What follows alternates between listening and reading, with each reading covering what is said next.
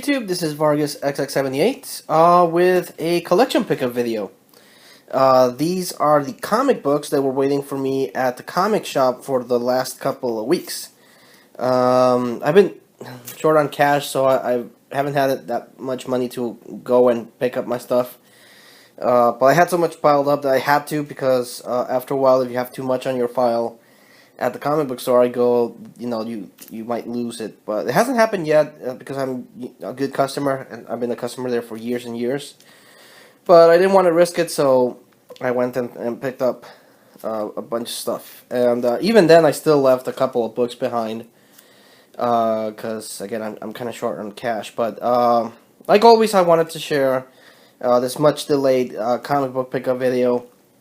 I have a little bit of time to record this, so yeah, I wanted to record that, and I don't know when I'm gonna upload this, but hopefully it'll be soon. Okay, so keeping Action Comics, I was on the fence of whether or not to drop Action Comics after the Doomsday storyline, but I like what Dan Jurgens is doing with the book. Every now and then, when an issue comes out, he sprinkles little hints of the big picture with the possible Watchmen intervention and things.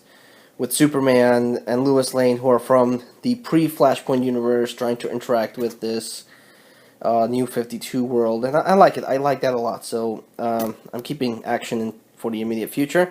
So in the new 52, Lois Lane disappeared in a bolt of lightning. So the universe doesn't have a Lois Lane. So pre-Flashpoint Lois Lane assumes her life and, tries to take that part and retake her place in the Daily Planet as a reporter and everything. And everyone seems okay with that. But 5 years have gone by since pre-Flashpoint Superman and Lois Lane, got stuck in the new 52, and it's 5 years plus their child Jonathan. So yeah, it doesn't make any sense that she would look older, because again, this is the pre-Flashpoint Lois Lane. She had a long engagement with Superman, then they got married, and then they went through a whole bunch of stuff. So I know time in comic books doesn't flow as naturally as real time.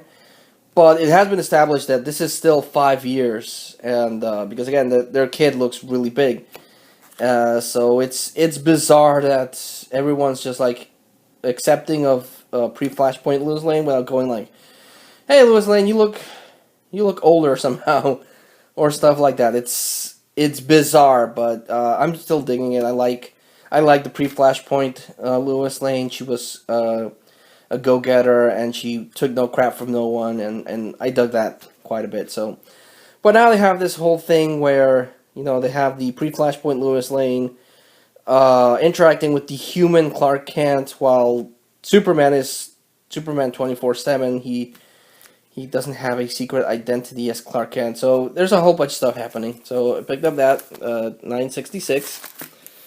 Then 967 has pre-Flashpoint Superman dealing with a seemingly heroic Lex Luthor. Now, this is something else that doesn't make that much sense to me, because Superman supposedly has been keeping tabs on this new reality, and he's been working in the shadows. So, but he has kept up with stuff that's been happening, and he knows that his universe is not the same. And this Lex Luthor, while he did start off as evil through events in Justice League and stuff like that, he's still selfish. He's still, but now he's kind of like an anti-hero instead of a full-blown villain. So it's weird that Superman would have so much hate. I understand, because Superman and Lex Luthor have so much history, but also this Superman, what I liked of this incarnation is that he was hopeful. He liked giving people a second chance, and I know that's really hard with someone like Lex Luthor after all the crap that happened between them, but this is a different Lex Luthor, more or less, so that's the only thing that doesn't make much sense. But in 968, someone from the future is after Lex Luthor because he knows that Lex Luthor is going to become the new dark side and bring about massive destruction. So that's interesting, because now Superman has to, if he knows that Lex Luthor is evil and he has the capability of turning full blown evil, does he let these people, kill him and prevent massive deaths? So really interesting. I like this a lot. So I'll keep Action for a while. Picked up Batman issue 9, part 1 of the I Am Suicide thing, where Batman forms his own kind of Suicide Squad from inmates at Arkham. The ventriloquist, I forgot his name, but Tiger something, 2 characters I'm not familiar with, and Catwoman, to try to take out Bane. And this is issue 10 and issue 11. And also, like Action Comics, the Batman books have sprinkled little bits and pieces of the whole Watchmen mystery, so that's going to be interesting as well. And at the end of this issue, Catwoman betrays Batman's team and seeks to form an alliance with Bane, so that's really cool. Another cool book, Batman meets the Teenage Mutant Ninja Turtles. Now, they finished the Batman versus Teenage Mutant Ninja Turtles title a while ago, but that was the comic book Batman with the comic book Turtles, and this is the animated Batman from the animated series with the current animated Turtles. So the tone is different, but it's pretty cool. I like the artwork. The writing is pretty good. So I'm digging this. The problem is the price point, $3.99, but it's still pretty cool. I like this a lot, so I'll keep up with that. Then we have Superman issue 9. I like this book because it focuses on Superman's relationship with his kid, John, and I like that a lot. If memory serves me right, it's from the same creative team that wrote and drew Batman and Robin, which also focused on Batman's dynamic with Damian. But I like this book. I like this book quite a bit. And this is issue 10. And this is issue 11, where you have Batman and Superman trying to get Damian and Jonathan to work together, because they immediately don't like each other. So that's pretty cool. But again, this is something that still doesn't quite make much sense, is how Jonathan is so old. If only 5 years have gone by, that would make Jonathan 5, because Jonathan was born during the Convergence event, and then they traveled to before Infinite Crisis, which rebooted the system 5 years, but Jonathan looks older. Comic logic, I guess, but I still dig the series. Okay, so picked up Justice League 7, Justice League 8, and Justice League 9. I'm digging Justice League. It's pretty good. In this one, there's this like computer virus that takes a hold of Cyborg and then hacks into the Green Lantern ring, because it's kind of sort of a computer, so it gets hacked, and whoever's taking control of Green Lantern now is fighting the Justice League. It's pretty good. I like it. I like it so far. Picked up Hellblazer 3 and Hellblazer 4. Because, while I'm not a big fan of the artwork, I like the story, I like what's happening with John Constantine. But the main hook for me is, of course, Swamp Thing. Swamp Thing is in this book. He's trying to find Abigail Arcane, who has disappeared from the rot. So this I'm liking quite a bit. I don't know if I'll keep Hellblazer after they're done with the Swamp Thing subplot, but we'll see. Picked up Wonder Woman 9, which showcases the return of a swampy villain, the Machine Queen, who is kind of hinted that has something to do with Wonder Woman's recent woes. She's back with Steve Trevor in the present, and then in the past you got Wonder Woman presenting herself into the world. And in issue 11, she finally goes to Paradise Island and realizes that everything is a lie and has been a lie since the moment she got, off the island before. So, like I mentioned before, the storyline is kind of weird. It's well written. I'll give it that. It's well written, but It's weird that it's the story flow that something happens in the past and we're back in the future and then past and future, and then they're messing with Wonder Woman in a way that I don't particularly like, but at least it's well written. Picked up Deadpool Back in Black. This is a book that I left behind the last time because I couldn't afford it, but basically, in Deadpool's Secret Wars, Deadpool came in contact with the Venom symbiote, but left it behind because Deadpool was crazy. And this takes place after Spider-Man removes the Venom symbiote in that church, but before Eddie Brock fuses with the Venom symbiote. So for a while you have Venom fused to Deadpool running around and doing craziness. But I like the title Back in Black, and it's Deadpool. I like these Deadpool miniseries. There's small chunks of Deadpools. I don't collect Deadpool monthly, but this I like because it's kind of like mini Deadpool stories that are really out there, but this I liked. And picked up Back in Black 2, where Venom Deadpool teams up with the Power Pack. And then Back in Black issue 3, where he teams up with the Black Cat, who mistakes him for Spider-Man. And next one has him going against Kraven the Hunter, so that's cool. Big sucker for crossovers. I love crossovers. Anything that has to do with two characters, clashing. And this one has He-Man and the Masters of the Universe with the Thundercats. It has Mom-Ra traveling to Eternia because the elder evil gods want the Sword of Power. So Mom-Ra is able to steal the Sword of Power, and he takes it to Skeletor, who Skeletor betrays. Mum-Ra turns him into ash and then drinks out a potion. But I'm not a big fan of the artwork, but the story's pretty cool because it has He-Man, being stabbed in issue 2 by the beefed up Skeletor. So He-Man doesn't have his Sword of Power.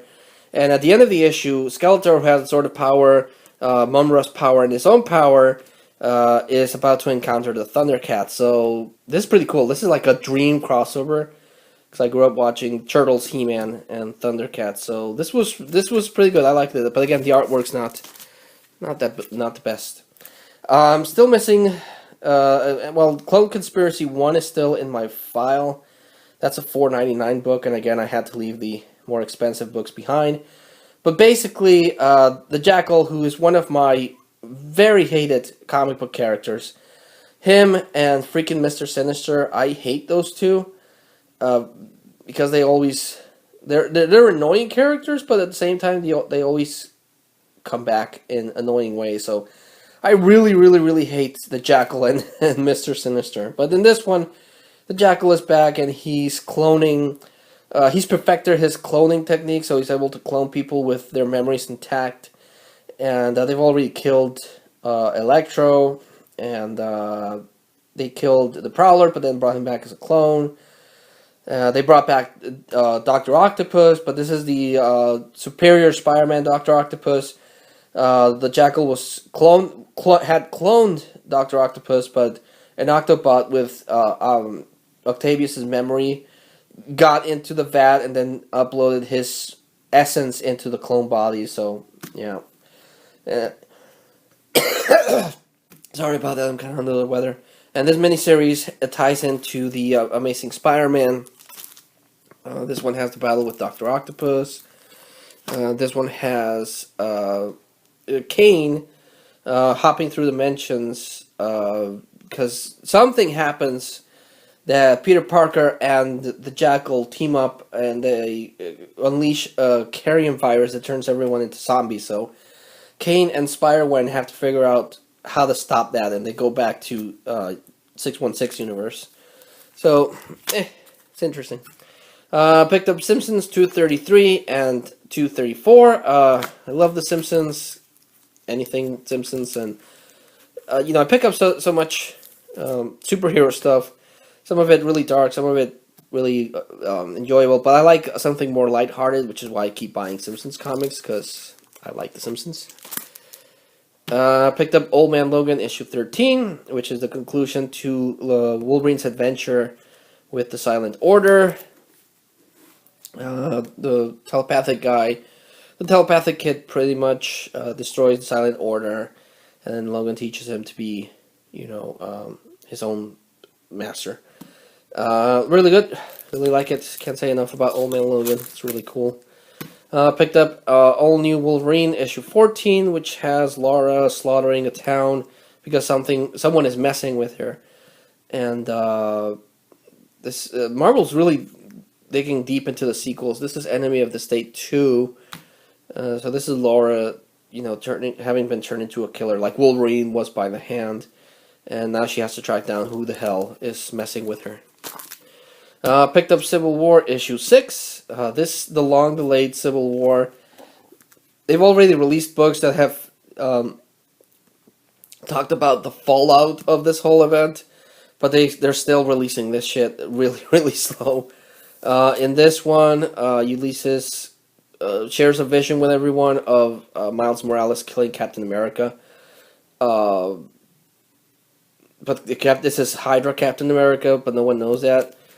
And in this one, Miles is there, and in the same spot, and Hydra Cap has to talk with him. But Ulysses has one more vision, and he goes to the Old Man Logan world, where Old Man Logan says that basically the fall of the superheroes is because of Tony Stark and something that he did with Ms. Marvel. But being Bendis written, they don't explain what it is, and it's implied that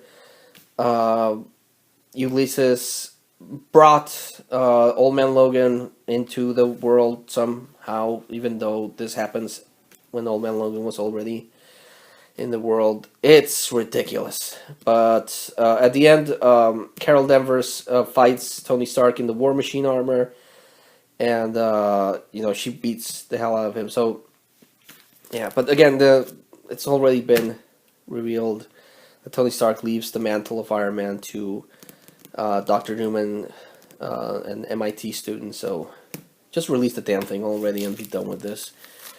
I'm really happy I didn't buy any of the crossover events because that was garbage. Picked up Godzilla Rage Against Time issue 3, which has the monsters, Mothra, and I forget the name of the other one in Arthurian times. And then we have Godzilla 4, which has Hannibal fighting against Godzilla. And we have Godzilla 5, which is Godzilla in dinosaur times. So, this was a really good miniseries that focused on Godzilla in different time periods. My favorite one was, of course, the Feudal Japan one. That one was amazing. Then the one with Zeus was really good. I liked that one quite a bit. This one was good. This one was good. This one was kind of disappointing. It's the last issue, and it really ended on a bit of a dud. Because it's cool. Yeah, I thought, Godzilla versus dinosaurs, that's awesome. But there's no text in this. It's literally just Godzilla and all the monsters fighting and causing the apocalypse that killed the dinosaurs. And there's aliens, and then there's a caveman, Adam and Eve, that are brought by the aliens, and then Godzilla kills them. It's a disappointing thing. It's still Godzilla. It's still cool, but the way that ended was kind of disappointing. Then I picked up Death of X. This is a miniseries that focuses on what happened to the X-Men, specifically Cyclops and Emma Frost, at the start of the Mpox disease, which is caused by the Terrigen mists. They go to Moore Island, and where Jamie Madrox, the Multiple Man, is the first casualty of the Mpox. So Scott Summers takes it upon himself to destroy the Terrigen mists because they're killing mutants. And of course, the Inhuman don't want Cyclops to destroy the Terrigen mists because it's, it would stop Inhumans from being made. And so they enter in conflict with that. Continues in 2 of 4. And 3 of 4. I like this cover. It's pretty. And for a four-way. And I like this one because it's a throwback to an old X-Men comic with all the X-Men dead. I like this quite a bit. Basically, spoiler alert, it turns out that at Cyclops, the Cyclops that took it upon himself to destroy the Terrigen Mists and unite the mutants against them, is an illusion created by Emma Frost. Cyclops died in the first issue after coming in contact with Jamie Madrox. He got infected with the Mpox virus and died. So Emma Frost apparently went crazy and used her telepathy to make everyone, the Inhumans, the X-Men, everyone, think that Cyclops was alive, and he was orchestrating the destruction of the Terrigen Mists, which were released by by Black Bolt in Infinity. So yeah, Emma Frost apparently has gone crazy, and this is gonna set up Inhumans versus X-Men. Now, the one positive thing that I've read from future plans of Marvel is that they're going to give the X-Men a more positive look. They've been through so much crap and recently that they are going to hopefully fix that and have the X-Men not be terrorists basically, but be superheroes. And that's the X-Men that I remember. They were a team of superheroes that were feared and hated by mankind, but they still strove to be superheroes and save people. In general, not just mutants. Which they were doing, Cyclops was doing that after he got the presidential pardon by Steve Rogers in the Heroic Age. But then they got turned into terrorists again, and that sucks. That's not what the X-Men were about. So I'm happy to see that Marvel is giving the X-Men some much-needed love, because the first comic books I started reading again were X-Men. Batman's the first, of course, but the first team book was X-Men. And, of course, I love the cartoon, so in a scale, I prefer X-Men way better than the Avengers, hence why I've stopped buying Avengers book, and I kept the X-Men. So, super happy to see that Marvel is giving the X-Men some much-needed love. So, yeah, that was the comic book pickup video. Left behind a couple of Star Wars books, and the more expensive first issues that came out. I have to go back in a couple of weeks because I want to finish some Christmas shopping and stuff. So, like always, I like to recommend the standout books. Godzilla: Rage Against Time was it started well, it continued well. Just the ending, in my personal opinion, was a bit of a dud. I think it's the fact that it has no text. That's what bugged me the most. It was just artwork, which is not bad, but Back in Black. I enjoyed this one a lot. It's Deadpool being Deadpool, but with the Venom symbiote. So I would recommend that too. So yeah, thanks so much for watching, guys, and until I see you all again, this is Vargas XX78, thanking you and signing out.